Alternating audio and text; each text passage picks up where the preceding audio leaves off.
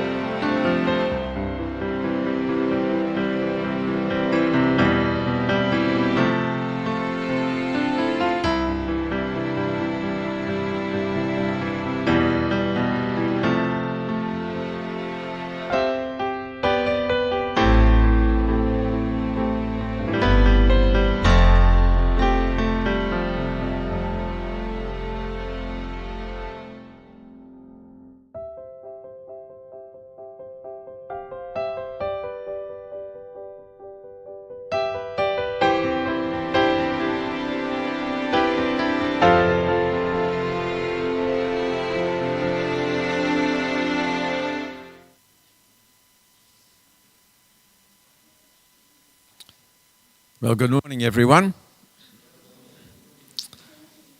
Thank you, Kay, for the story. And thank you, Dave, for your welcome and for your prayer. I feel very much in need of that this morning.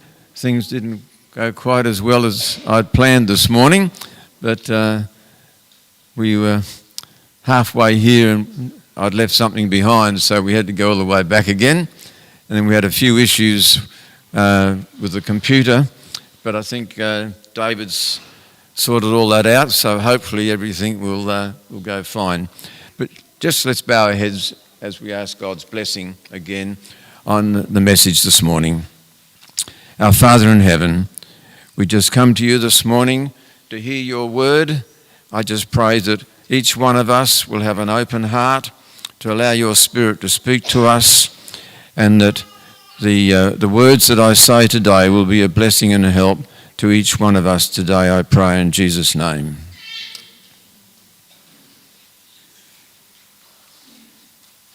This is just to make certain that everything's working. Yep, it's working. I thought this morning I'd like to just start by giving you a reminder of how the SDA Church evolved. It evolved from the great Protestant Reformation, and then as each new reformer brought new light, and the basis of the Reformation was what? The Bible and the Bible only, not tradition, is what we have to follow. And that was really the basis of the Great Reformation, the Bible only. The Bible had been a closed book for so many years, for centuries. Then as each one studied the Bible, they would be inspired about a message that had been forgotten. So we had all these great reformers, and of course they brought this new message, and what did they do? They set up a church. And then we had the great revival where they realised that the second literal coming of Jesus Christ was imminent. And that's where we evolved from. They got the date wrong, but not the imminence of the second coming. And then, of course, when we found out that also God required us to keep the Sabbath, that's where our church came from. There's nothing new about the imminence of Christ's return. Paul thought that Christ was going to come 2,000 years ago, and you'll be conscious of the text. He said to the Romans, our salvation is nearer than when we first believed. Now, my grandparents, my paternal grandparents, they became Seventh-day Adventists. They were actually Quakers, and they became Seventh-day Adventists when they learnt of the message. And they were baptised the year my father was born. Now, why I'm telling you this is that they believed that the second coming was imminent. And when my dad went to high school, it was in Christchurch in New Zealand, they had two streams. One for those who were going to leave at the end of high school, those who were going to go on to tertiary education. And the headmaster actually came to my grandparents and they said, look, your son Stan is doing very well at school. You should take him out of the class that is going to leave at the end of high school and put him in the professional class so he can go on. They said, no, we are Seventh-day Adventists. We believe that the Christ's coming is imminent. He won't have time to use that information. Now, they had good reason for that, because the First World War had just finished. And no one had experienced anything like this, the First World War. They knew about the Great Lisbon earthquake and the falling of the stars and all the other signs, the Spanish flu, all those things they believed in. And then, of course, the First World War, and they said, Christ's coming is imminent. Well, today, my grandson is about to do tertiary education, and Christ still hasn't come. My dad, because he hadn't had enough education, he did an apprenticeship, and then he became an engineer for a sanitarium. But he had to go and do night school and correspondence courses to equip him for that, so he was able to automate the factories. Now, my grandparents believed, as my father did, and I believe, very much in Matthew 24. You will hear of wars and rumours of wars.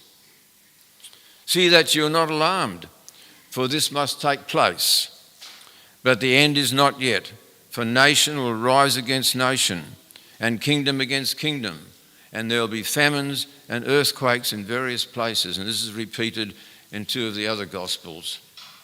They fervently believed in that. But as I said, my grandson now is starting tertiary education, and Jesus still hasn't come. I believe that we're in danger, as Jesus still hasn't come, of falling into what I call Adventist complacency, which in itself was predicted by Jesus, because what did he say when he told the story of the evil servant? The evil servant said, "My Lord delayeth his coming." And so Jesus warned against this, that people will say his coming is delayed. I like the translation of the Living Bible in this one. It says, "My Lord won't be back for a long time." So I want to ask you the question this morning: are the traditional signs of the second coming, the second advent, still relevant? You know, we talk about wars and rumours of wars. Well, if we look back now in the last, say, year, according to last year, these are figures which I got off the internet, there were 40 wars in which more than 1,000 people were killed. There were 5 wars in which more than 10,000 people were killed. The Tigray War in Ethiopia, the official count is 9,000, but many people believe the figure is actually more like 50,000. And I think we've heard of Ukraine, haven't we? And no one knows how many people have been killed there. We know hundreds, but it may well be in the thousands and counting. Now, are there any rumours of wars? If you'd followed the NATO summit, what were they talking about? The imminence of war in Europe, but also possibly with China. What about famine? So wars and rumours of wars are certainly still relevant. What about famine in that scripture? We tend, in this country, where we have plenty, to not think there's a problem with famine. Oh, there's a few people that need a bit of food, so we have all these, like Midland Meals and the Salvos and all that, who are giving food to the homeless. But last year, there were 957 million people who didn't have enough to eat. 239 million needed life-saving aid. That's how desperate it was. And 9 million people died last year of hunger. That is more than malaria, AIDS and TB combined, according to the United Nations, these figures. Plus, we're now hearing of famine due to the Ukraine war. The world's 45 least developed countries import at least 1/3 of their wheat from Ukraine and Russia, and 18 countries among them import more than 50% of their grains from Ukraine and Russia. And what about earthquakes? Here are some figures from the US Geological Survey. Long-term records since about 1900, we expect about 16 major earthquakes in any given year. That includes 15 earthquakes of magnitude 7 range and 1 earthquake magnitude 8 or greater. In the past 40 to 50 years, our records show that we have exceeded the long-term average number of major earthquakes about a dozen times. Pestilences.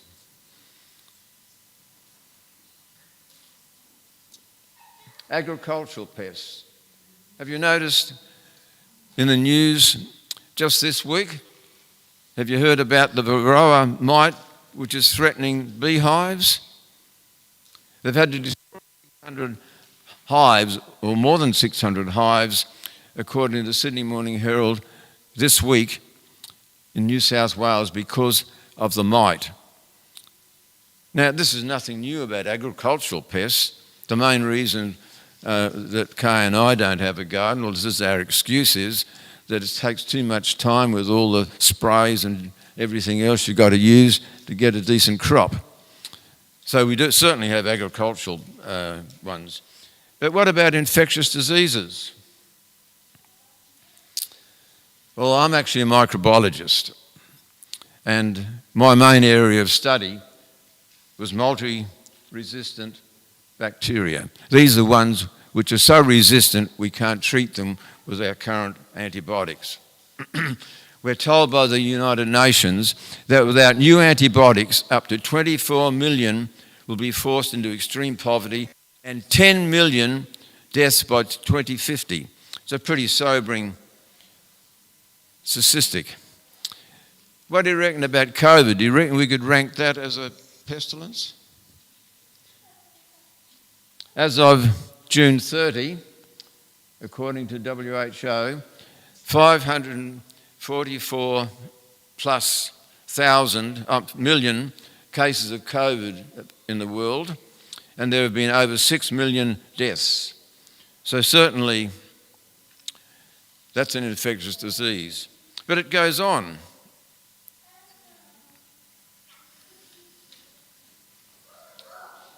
HIV, Ebola, Zika, SARS-1, MERS, and now we're hearing about monkeypox viruses.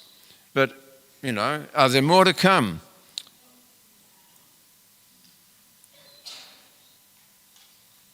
Something's gone wrong here.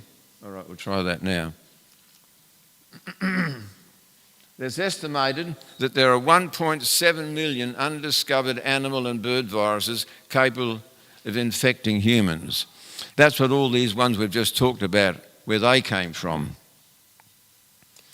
The Agriculture Minister, and now this was a little proud last year, he announced a further 8.4 million for preventing these new, what we call zoonotic diseases. So I ask you the question, are the traditional signs of the Second Advent relevant today still?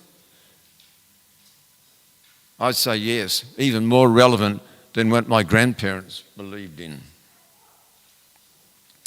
But what I must confess I've tended to overlook, and I think many of us overlook, the next verse in Matthew 24 says, "These are just the beginning of sorrows." Or, as it puts it in the Living Bible, "But this will be only the beginning of horrors to come." So there's more to come. So what other signs should we be looking at?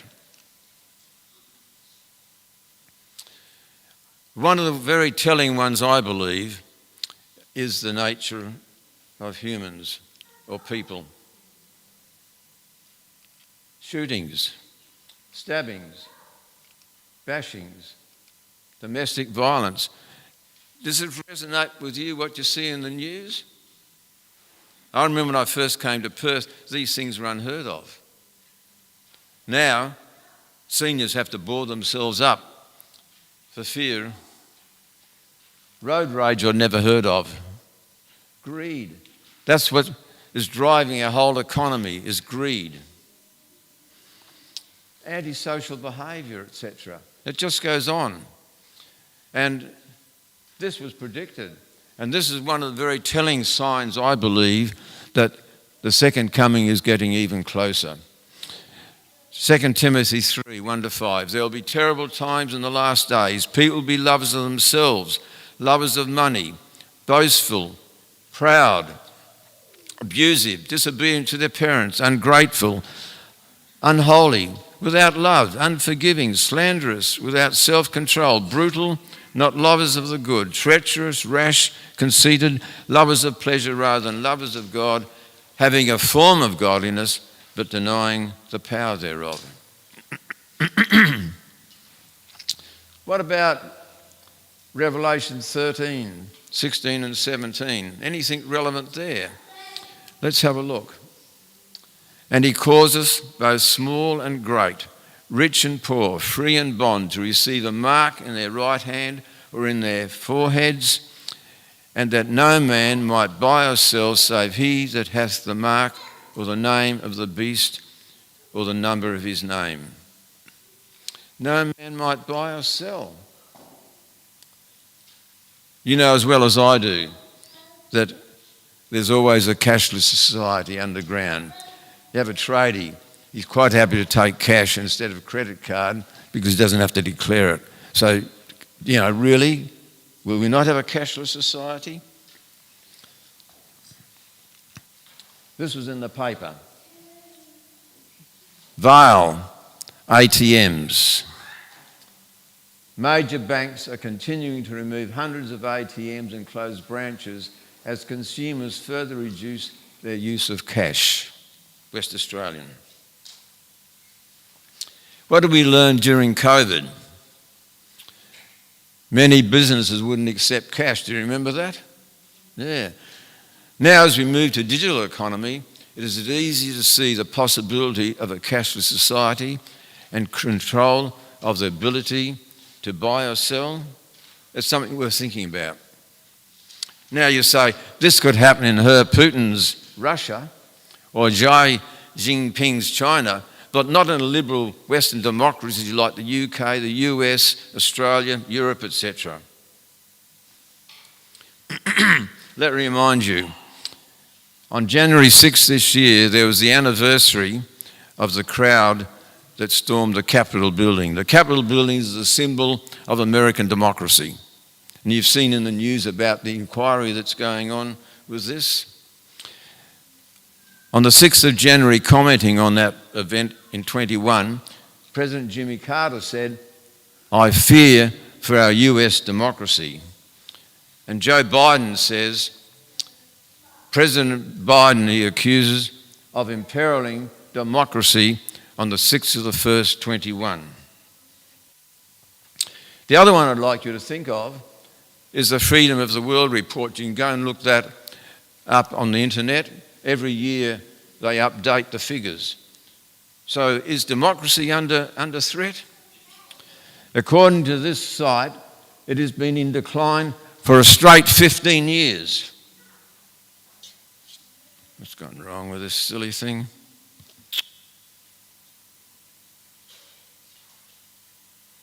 We'll have to struggle on.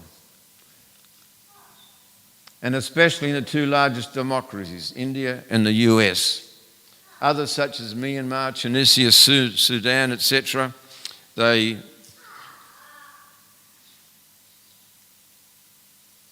something's gone wrong.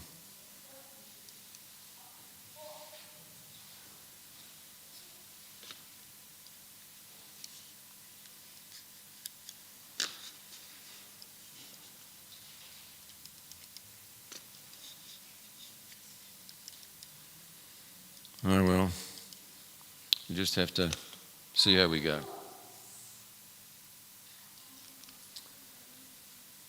What we learned from COVID is that people will accept reduced freedom if it will ensure their well-being. Have you noticed that?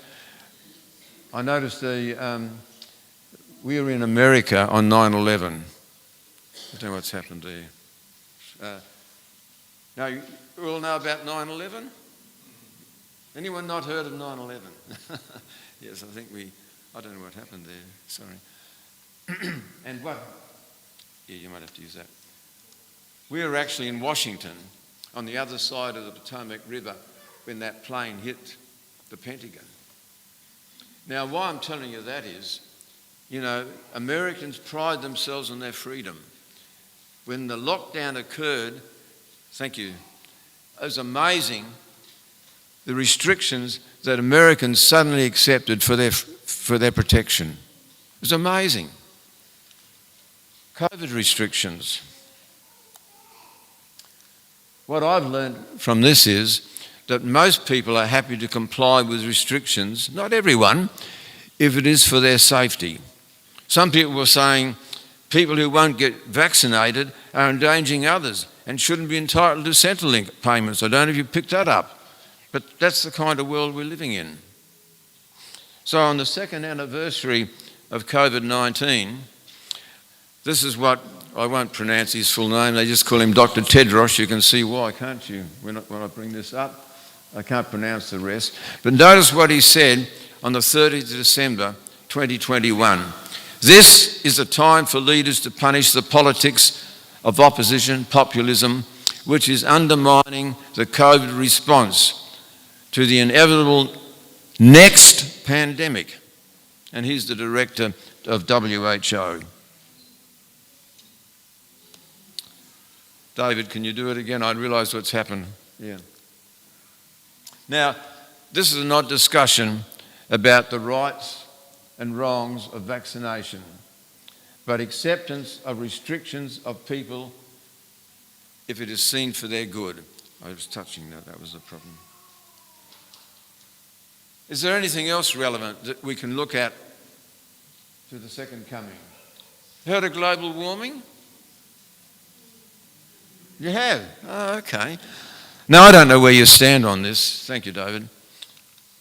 But there are anti-global warming people, and I'm not going to expand on that. There are pro-global warming people, and we won't go there. But, you know, some people are saying, well, it's not global warming, it's climate change. And we won't list all the things that they would say are causing climate change. You've been somewhere off this planet if you don't know what I'm talking about. But the important point is, what is the cause? What is the cause of climate change, they're saying? First of all, it's environmental pollution. This was in the New York Times earlier this year. If we don't do something about pollution, the ocean will face extinction by 2300. They're also saying that we need to use renewables. Heard about banning plastic bags? Because the ocean's full of plastic at the moment. We need to reduce emissions. And we all know about that. We've got to use less fossil fuels, more renewables, electric vehicles, reduced animal husbandry. Reduced animal husbandry, what's that got to do with emissions? Do you know that the cattle we breed so people can have meat produce more greenhouse gas than our automobiles? Think about that. Do you think people will be giving up their meat? No, but we can concentrate on the others. COVID shutdowns have demonstrated that the air and the waterways were cleaner because no one was travelling, manufacturing was down, and here are just some of the headings that were in the media. Data shows air pollution dropped around 50% in some cities during coronavirus lockdowns.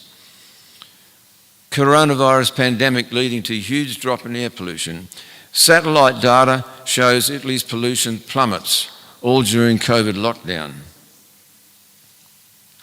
And so what we're having now is climate change summits, the United Nations Framework Convention on Climate Change, and of course you've heard of COVID at COP21 in 2015 in Paris, COP26 in Glasgow, which got a lot of press just last year.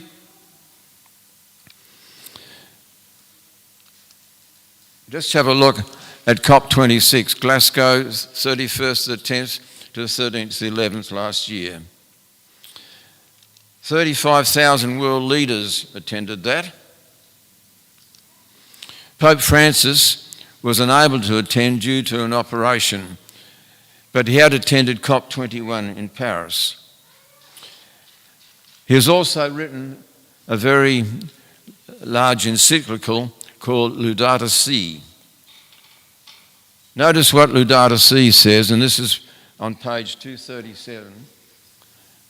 Sunday, like the Jewish Sabbath, is meant to be a day which heals our relationship with God, with ourselves, and what's the other one? With others and the world. Now, how does it heal relationships with the world? Notice what John Kerry said after he visited, he's the US Special Envoy for Climate. Notice what he said about Laudato Si. Is really a very, very powerful document, eloquent and morally persuasive. On May 15 last year, he met with the Pope, and they interviewed John Kerry after his interview, and he said, "The Pope is one of the most powerful voices on the planet and one of the great voices of reason and compelling moral authority on the subject of climate crisis." On the 8th of September last year, Pope Francis met with the Ecumenical Patriarch Bartholomew, the Eastern Orthodox Church, and the Archbishop Justice and Welby of the Anglican community, and they met urging everyone to play their part in safeguarding the future of the planet. We must decide what kind of world we want to leave to future generations. We must choose to live differently. We must choose life.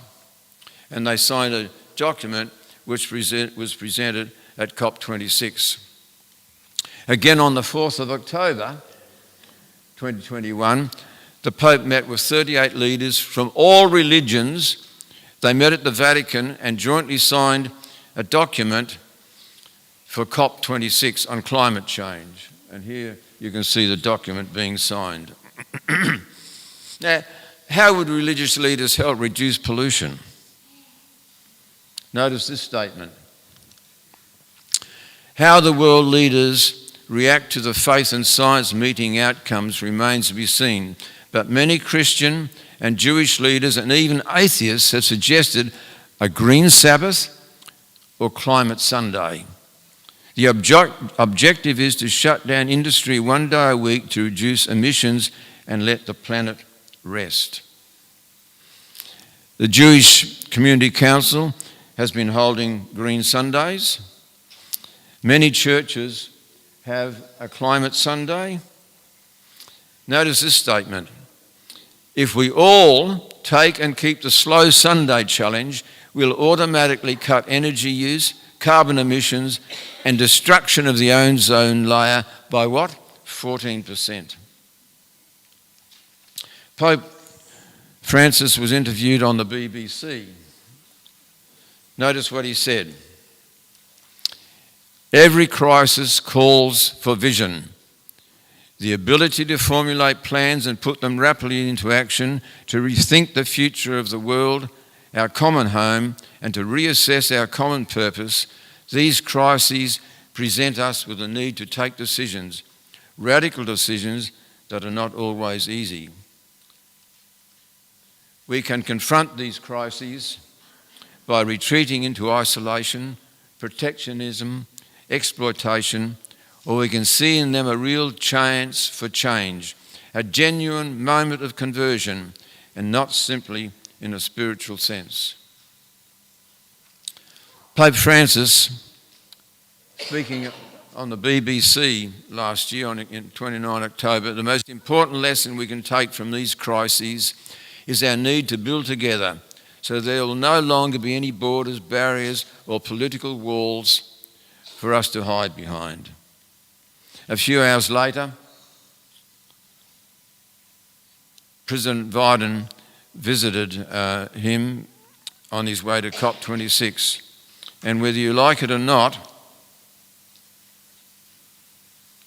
the environmental issue isn't going to go away. Renewable energy is here to stay. Non-renewable energy, coal, oil, gas, are not infinite. It's not a matter of if they'll run out, it's just a matter of when they will run out. If you noticed in the news this week, no, not this week, that should be the 7th, 1st of the 7th, I'm sorry. Barrow Island is closing down because the oil has basically run out. It's no longer economical to pump it. There's not enough there. According to the worldometers, based on known reserves and current consumption, we have 47 years' supply of petroleum. Got their Barrow Island is closing down because oil has basically run out. Okay, but we have 47 years of supply. Now, whether renewables will enable us to replace non-renewable fossil fuels before they run out and still meet the demands of increasing population growth and demand is debatable. As of 6:30 on the 1st, the world's population was nearly 8 billion people and growing. You can see here the graph of population growth. Look at it.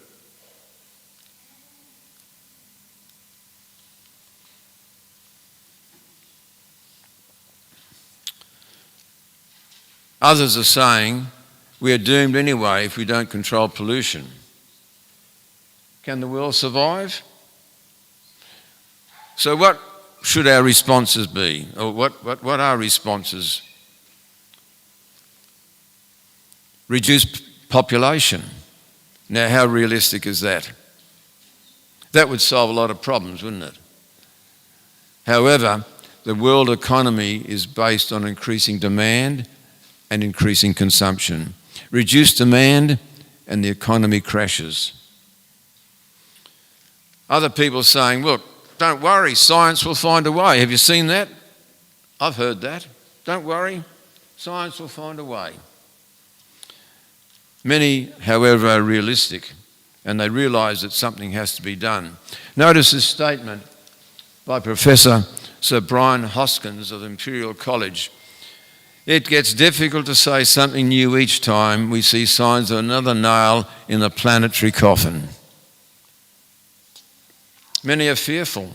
Have you noticed there's an increase in mental illness, anxiety and depression and suicides? It's in the news all the time. People are afraid. As the Bible predicted, men's hearts failing them for fear.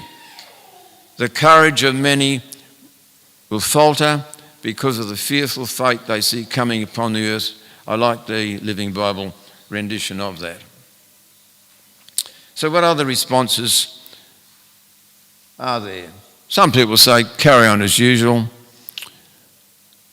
In fact, the Bible says, as in the days of Noah, they'll be eating, drinking, marrying, and giving in marriage until the flood came and took them all away. So there's plenty of that attitude around at the moment. I was in the car the other day, excuse me, and I was scanning for something to listen to, and then something came up which a song came up which took me way back to my youth. And it was, enjoy yourself. It's later than you think. Years go by as quickly as a wink. Enjoy yourself. Enjoy yourself. It's later than you think. And that is the attitude of many people today. But for other people, this is an opportunity. It's an opportunity for people like Elon Musk and Jeff Bezos. What's that? Space travel. They aren't just looking to take the wealthy for joyrides into space for the super rich. That's not what they're doing it for. Jeff Bezos' Blue Origin aims to transform space travel and colonise space. That's his aim.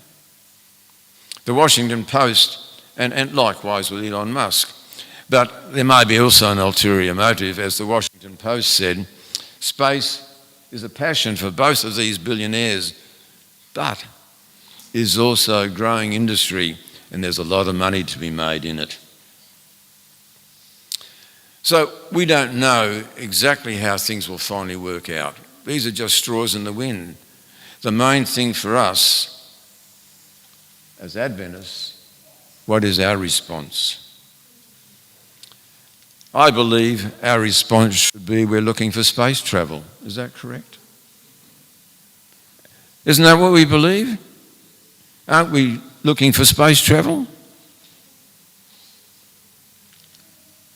We're told in John 14, I go and prepare a place for you, and I will come again and receive you unto myself, that where I am, there ye may be also. Isn't that space travel?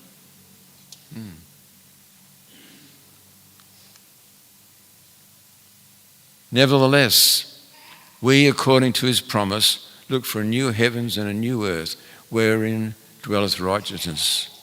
Or as the Living Bible says, where there will be only goodness. So, our response, don't be complacent. As Peter said, knowing this first, that there shall come in the last days scoffers, saying, where is the promise of his coming? But be not ignorant of this one thing, that one day is with the Lord is 1,000 years, and 1,000 years is one day. The Lord is not slack concerning his promise. So don't be complacent. We all know the parable of the virgins. These were Adventists. They were all looking for the coming, but they were complacent, weren't they? 50% weren't ready. So we're told, watch therefore, ye know not the hour, neither the day, ye know not neither the day nor the hour wherein the Son of Man cometh. But remember, any one of us, the coming can be today. It can be any time. So the message is that our response as Adventists should be, don't be fearful. Now when these things begin to happen, look up and lift up your heads, because your redemption draweth nigh. And Jesus said when he left, peace I leave with you, my peace I give to you. Not as the world gives do I give to you. Let not your heart be troubled, neither let it be afraid. I'm going away and coming back to you. Our other response should be, we should hasten the coming. You should look for that day and hurry it along according to the Living Bible translation. But how can we do that? How can we hasten the coming? This gospel of the kingdom shall be preached in all the world for a witness unto all nations, and then shall the end come.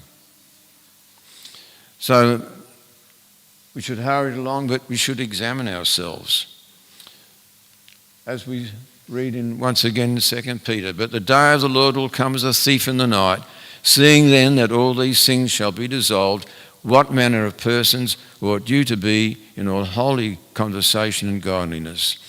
Living Bible, and since everything around us is going to melt away, what holy, godly lives should we be living? So we need to be ready. Therefore, be ye also ready, for in such an hour as ye think not, the Son of Man cometh. So the message today is watch and be ready. And I ask you this morning, are you ready?